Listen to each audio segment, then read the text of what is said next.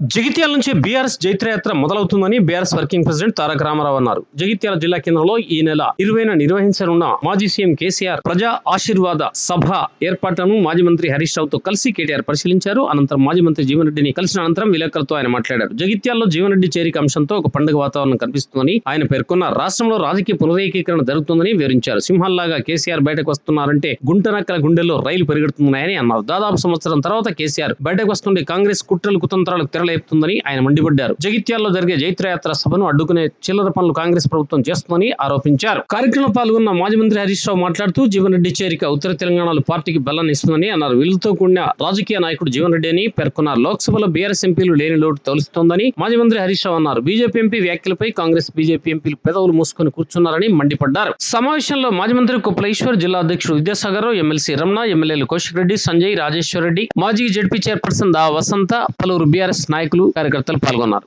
రేపు 20వ తారీఖు జరగబోయేటువంటి భారీ బహిరంగ సభకి మా గౌరవ బీఆర్ఎస్ పార్టీ అధ్యక్షులు కేసీఆర్ గారు హాజరవుతున్నటువంటి సందర్భంగా ఈ సభ కార్యక్రమాలను పర్యవేక్షించడం కోసం ఈరోజు ప్రత్యేకంగా BRS party working president KTR గారు, అదేవిధంగా పెద్దలు హరీష్ రావు గారు, వారితో పాటు అనేక మంది మా రాష్ట్ర స్థాయి నాయకులు, మాజీ శాసనసభ్యులు, శాసన మండలి సభ్యులు అందరూ కూడా హాజరు కావడం జరిగింది.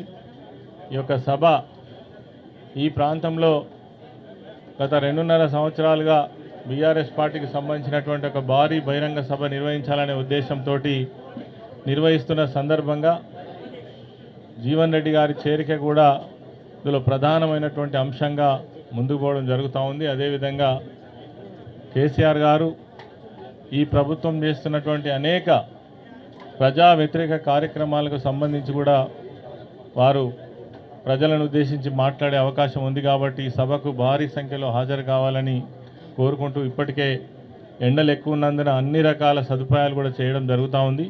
సీనియర్ కాంగ్రెస్ పార్టీ నాయకులు పెద్దలు జీవన్ రెడ్డి గారి చేరిక సందర్భంగా ఈ నెల 20వ తేదీన కేసీఆర్ గారి నాయకత్వంలో వారు బీఆర్ఎస్ పార్టీలో చేరబోతూ ఉన్నారు. ఆ సందర్భంగా సభ ఏర్పాట్లు పరిశీలించడానికి గౌరవనీయులు పార్టీ కార్యనిర్వాహక అధ్యక్షులు కేటీఆర్ గారు, అదేవిధంగా పార్టీ సీనియర్ నాయకులు అందరూ కలిసి ఈ సభ ఏర్పాట్లను పరిశీలించడానికి రావడం జరిగింది. మరి జీవన్ రెడ్డి గారి చేరిక ముఖ్యంగా కరీంనగర్ జిల్లాకు, ఉత్తర తెలంగాణలో బీఆర్ఎస్ పార్టీకి ఎంతో బలాన్ని ఇస్తుంది. వారు రాజకీయాల్లో చాలా విలువలతో కూడినటువంటి రాజకీయం చేసినటువంటి సీనియర్ నాయకులు. వారిని ఇప్పుడే మర్యాదపూర్వకంగా వారిని ఇంట్లో కలిసి ఈ సభ ఏర్పాట్లు చూడడానికి ఇక్కడ రావడం జరిగింది.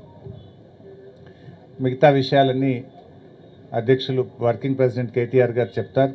నేను ఒక చిన్న విషయం, 2 విషయాలు మాట్లాడి I will hand over the mike to working president. అయితే నిన్న పార్లమెంట్లో మనం చూసాం, 2 విషయాలు ఇవాళ చాలా బాధ కలుగుతూ ఉన్నాయి. ఒకటి, బీజేపీ ఎంపీ తెలంగాణ మీద మాట్లాడినటువంటి మాటలు ఇవాళ యావత్ తెలంగాణ ప్రజల ఆత్మగౌరవాన్ని దెబ్బతీసే విధంగా ఉంది. ఇవాళ బీజేపీ ఎంపీ మాట్లాడిన మాటలపై కిషన్ రెడ్డి గారు ఇంకా వెనకేసుకొచ్చే ప్రయత్నం చేస్తున్నారు. తేజస్వి సూర్య మాట్లాడిన మాటలు చూస్తూ ఉంటే తెలంగాణ గుండెలు రగిలిపోతూ ఉన్నాయి. బేషరతుగా క్షమాపణ చెప్పాల్సింది పోయి కిషన్ రెడ్డి గారు ఇంకా వెనకేసుకొచ్చే ప్రయత్నం చేస్తూ ఉన్నారు. తెలంగాణ రాష్ట్ర ఏర్పాటును ఇండియా పాకిస్తాన్తో పోల్చడం, దేశ విభజనతో పోల్చడం అంటే 4 కోట్ల ప్రజల ఆత్మగౌరవాన్ని దెబ్బతీయడం. తెలంగాణ ఉద్యమం అనేది కేసీఆర్ గారి నాయకత్వంలో సకల జనులు 4 కోట్ల ప్రజలను ఒక్కటై పోరాడి ప్రజాస్వామ్య ప్రక్రియలో తెలంగాణ సాధించుకున్నాం. డాక్టర్ బాబాసాహెబ్ అంబేద్కర్ గారు రాసినటువంటి రాజ్యాంగంలోని ఆర్టికల్ 3 ప్రకారంగా తెలంగాణ రాష్ట్రం ఏర్పడ్డది. కానీ తేజస్వి సూర్య గారు ఇదేదో పాకిస్తాన్ భారతదేశ విభజన జరిగిందనే విధంగా దాన్ని మాట్లాడడం అంటే అమరుల త్యాగాలను, తెలంగాణ ప్రజల పోరాటాన్ని చిన్నచూపు చూడటం. ఇది ఇండియా పాకిస్తాన్ విభజనలాగా జరగలేదు. రాజ్యాంగంలోని ఆర్టికల్ 3 ద్వారా ప్రజాస్వామ్య పద్ధతుల్లో లోక్సభలో, రాజ్యసభలో బిల్లు పాస్ అయి రాష్ట్రపతి సంతకంతో గెజిట్ నోటిఫికేషన్ ద్వారా ఈరోజు తెలంగాణ రాష్ట్రం ఏర్పడ్డది.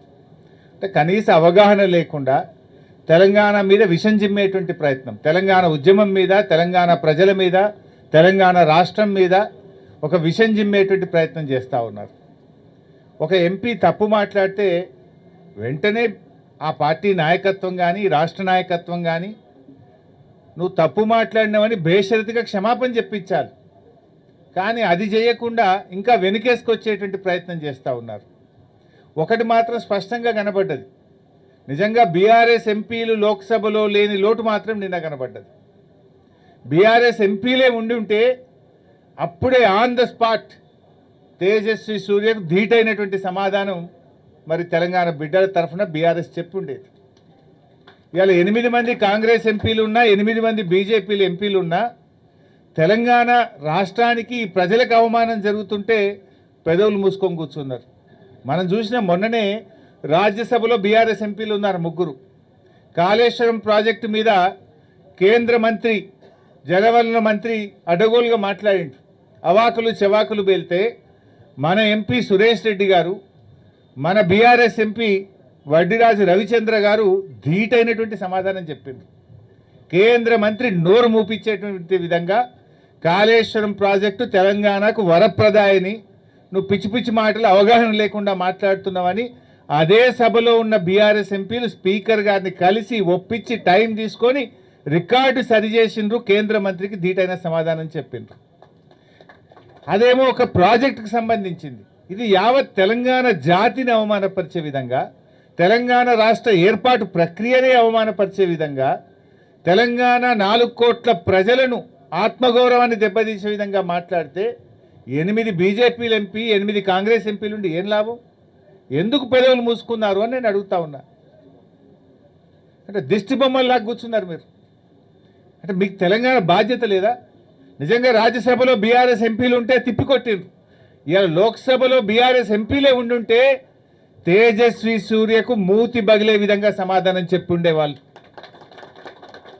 ఇది స్పష్టంగా అర్థమవుతుంది. బీఆర్ఎస్ లేని లోటు ఇలా మనకు స్పష్టంగా కనబడతా ఉంది. ఇప్పటికైనా నేను బీజేపీని ఒకటే డిమాండ్ చేస్తూ ఉన్నా, బేషరతుగా తేజస్వి వ్యాఖ్యల మీద క్షమాపణ చెప్పండి తెలంగాణ ప్రజానికానికి. లేదంటే బీఆర్ఎస్ పార్టీ దీని విషయంలో ఊరుకోదు. బీజేపీ కూడా ఆలోచించుకోవాలి. తెలంగాణ ఆత్మగౌరవాన్ని దెబ్బతీసిన పార్టీగా, తెలంగాణ ప్రజల మనోభావాల్ని గాయపరిచిన పార్టీగా మీరు నిలబడాల్సి వస్తుంది. ప్రజలు మీకు తగిన గుణపాఠం చెప్తారు. తప్పు జరిగినప్పుడు క్షమాపణ చెప్పాలి, కానీ ఇంకా వెనుకేసుకొచ్చుకుంటూ కిషన్ రెడ్డి గారికి తగదని కూడా నేను ఈ సందర్భంగా తెలియజేస్తా ఉన్నా. రేవంత్ రెడ్డి గారిది కూడా చూసాం. ఇవాళ బడే బై చోటే బైల బంధం ఇవాళ మళ్ళొకసారి బయటపడ్డది ఢిల్లీలో. రేవంత్ రెడ్డి గారు మొన్న రాష్ట్ర పార్లమెంట్లో బిల్లు పాస్ విషయంలో, లోక్సభ సీట్ల పెంపు విషయంలో హైబ్రిడ్ విధానం అని చెప్పి ఒక విధానం తెచ్చిండు. హైబ్రిడ్ సంగతి ఏందో ఇలా అర్థమైపోయింది. Cross breed. జనరల్గా హైబ్రిడ్ మక్క అంటే ఏంటన్నట్టు క్రాస్ బ్రీడే కదా. క్రాస్ బ్రీడ్ చేస్తే హైబ్రిడ్ మక్క వస్తుంది, విత్తనం ఏదైనా. ఈ హైబ్రిడ్ సంగతి అంటే క్రాస్ బ్రీడ్ అని అర్థమవుతుంది. రేవంత్ రెడ్డి నిన్ననేమో పార్లమెంట్లో బీజేపీ కాంగ్రెస్లు కొట్లాడుకున్నట్టు చూసినాం మనం. మహిళా బిల్లు విషయంలో ఇద్దరు కలిసి మహిళలకు తీరని ద్రోహం చేసిండ్రు. ఇలా బీజేపీ నిజంగా మహిళలకు రిజర్వేషన్ ఇవ్వడమే బీజేపీ లక్ష్యం అయి ఉంటే మీరు రీఆర్గనైజేషన్ ఎందుకు మహిళా బిల్లుతోని ముడిపెట్టినరు? అవసరం లేదు కదా. మహిళా రిజర్వేషన్ నిజాయితీగా మీరు చేయాలనుకుంటే కాన్స్టిట్యూషనల్ అమెండ్మెంట్, రాజ్యాంగ సవరణతో ఉన్నటువంటి మీ డీలిమిటేషన్ ప్రక్రియను ఎందుకు దానికి లింక్ చేసినారు?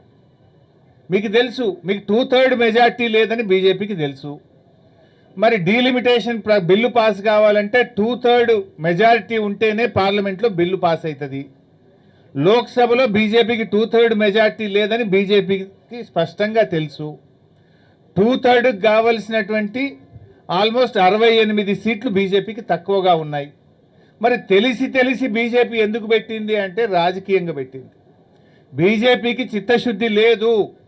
మహిళా రిజర్వేషన్ తెచ్చే విషయంలో బీజేపీకి చిత్తశుద్ధి ఉండుంటే డీలిమిటేషన్ ప్రక్రియకు మహిళా బిల్లుకు ముడిపెట్టకూడదు.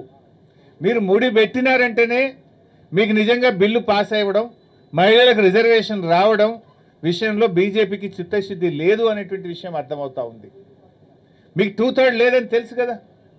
ఇలా కాంగ్రెస్ పార్టీ కూడా దాగుడు మూతలాడుతూ ఇవాళ మహిళల విషయంలో 2 పార్టీలు దొందే కాంగ్రెస్ బీజేపీలు ఇద్దరు కలిసి ఈ దేశం మహిళలకు ఇవాళ తీరని అన్యాయం చేసిండ్రు.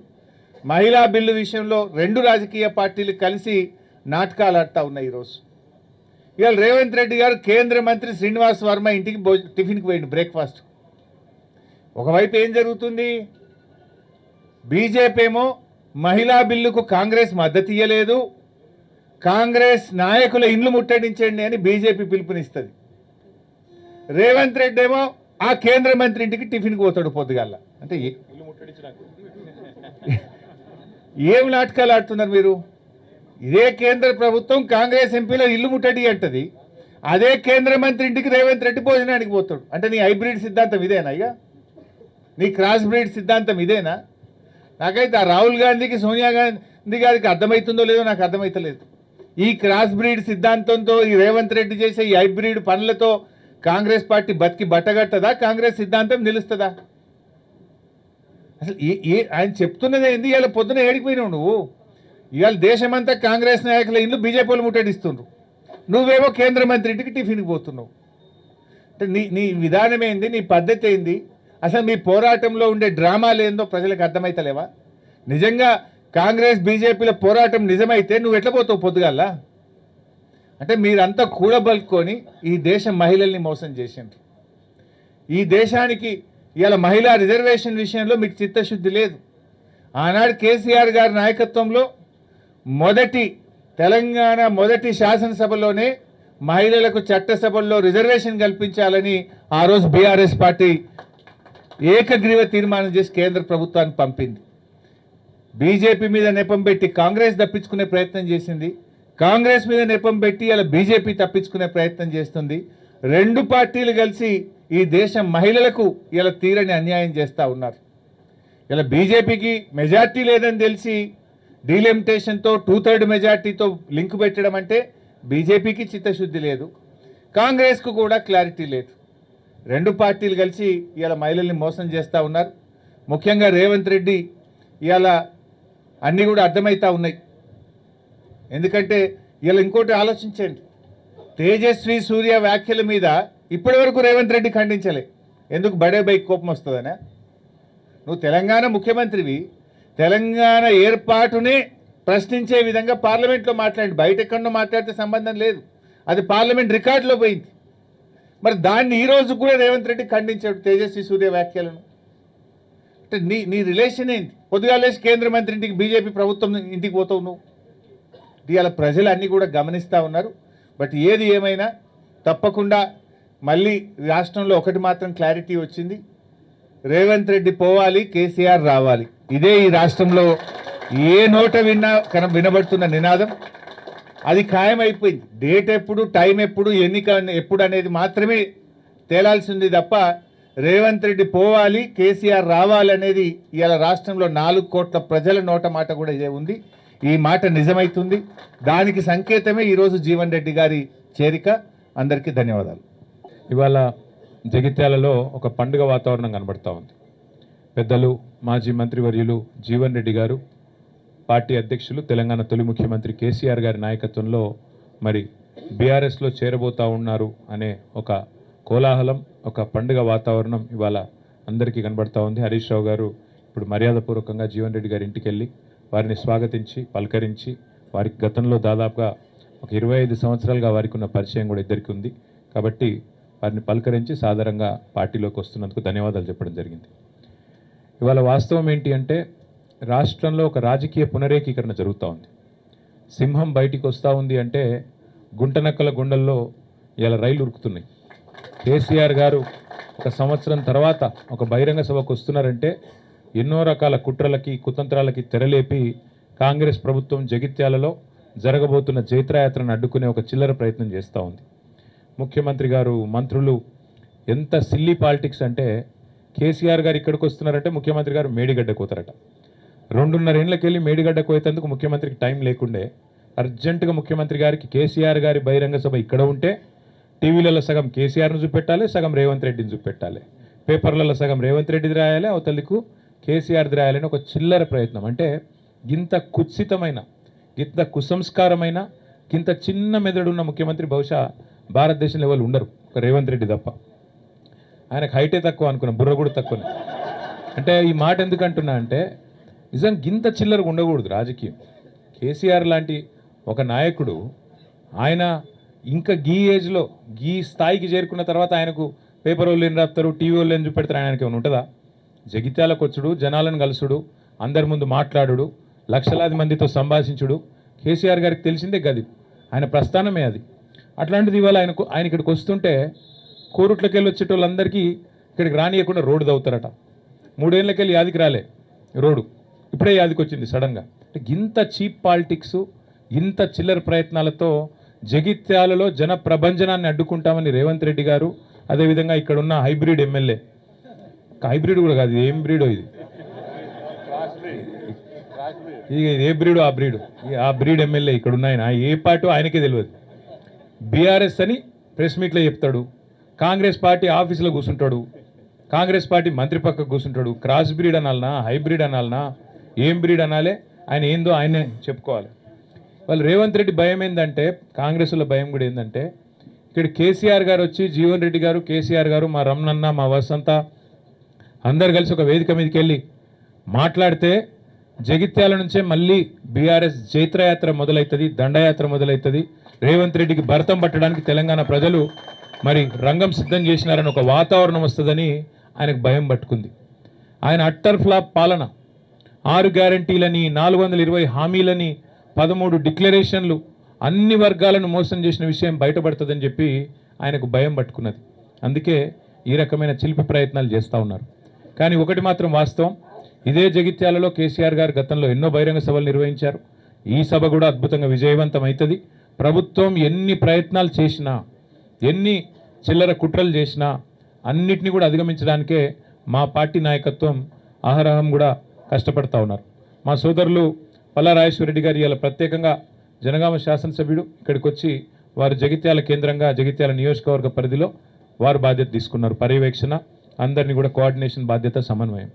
అట్లాగే మా ధర్మపురి కాన్స్టిట్యున్సీకి రవీందర్రావు ఎమ్మెల్సీ గారు, తక్కలపల్లి రవీందర్రావు గారు, వరంగల్ వాసి, వారు కూడా ఇక్కడికి వచ్చి ధర్మపురిలో కొప్పుల ఈశ్వర్ గారితో కలిసి వారు కూడా సమన్వయం చేసుకుంటూ ఉన్నారు. అట్లాగే మా చొప్పదండి నియోజకవర్గంలో మాజీ శాసనసభ్యులు పెద్ద సుదర్శన్ రెడ్డి గారు, వారు మా రవిశంకర్ గారితో సమన్వయం చేసుకుని అక్కడి నుంచి వారు జగిత్యాల జిల్లా పరిధిలో వారు ప్రయత్నం చేస్తూ ఉన్నారు.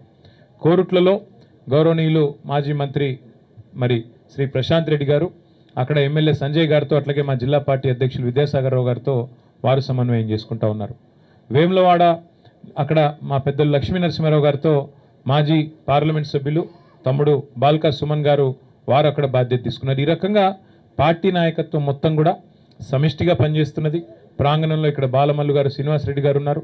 సమిష్టిగా జీవన్ రెడ్డి గారి మరి చేరికను స్వాగతిస్తూ జగిత్యాల రైతాంగం కానీ, జగిత్యాల ప్రజానికం కానీ బ్రహ్మాండంగా మరి కదిలి వచ్చే పరిస్థితి కనబడతా ఉన్నది. ఏర్పాట్లు కూడా బాగా ఘనంగా జరుగుతూ ఉన్నాయి. ఎండల్ని కూడా దృష్టిలో పెట్టుకొని అన్ని ఏర్పాట్లు చేస్తూ ఉన్నాం. దాదాపుగా ఒక 3 లక్షల మంచినీళ్ళ బాటిల్ కూడా తెప్పిస్తూ ఉన్నాం.